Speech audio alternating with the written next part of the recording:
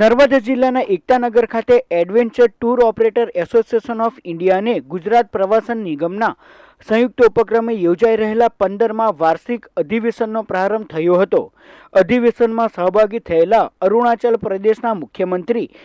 પેમા ખાંડુએ સ્પષ્ટ મત વ્યક્ત કર્યો હતો કે વડાપ્રધાન નરેન્દ્ર મોદીના દ્રઢ સંકલ્પના પરિણામે પૂર્વોત્તર રાજ્યોમાં ઊભી થયેલી ભૌતિક સુવિધાઓના કારણે આ 7 રાજ્યોમાં પ્રવાસીઓની સંખ્યા વધી છે।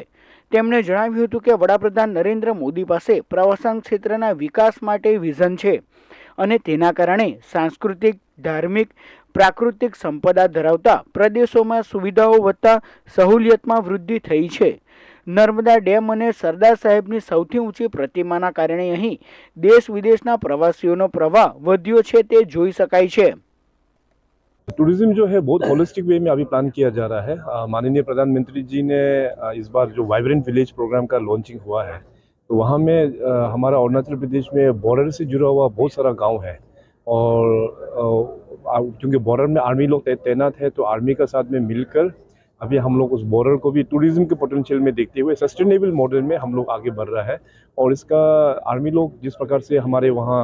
गाँव में अपने लोगों को ट्रेनिंग वगैरह देते हैं, टूरिज्म में किस प्रकार से लोगों को होस्ट करना है, तो इस प्रकार से काफ़ी एक्टिविटीज़ है वो जॉइंटली हम लोग ऑर्गेनाइज करके आगे बढ़ रहा है रूरल टूरिज्म को लेके।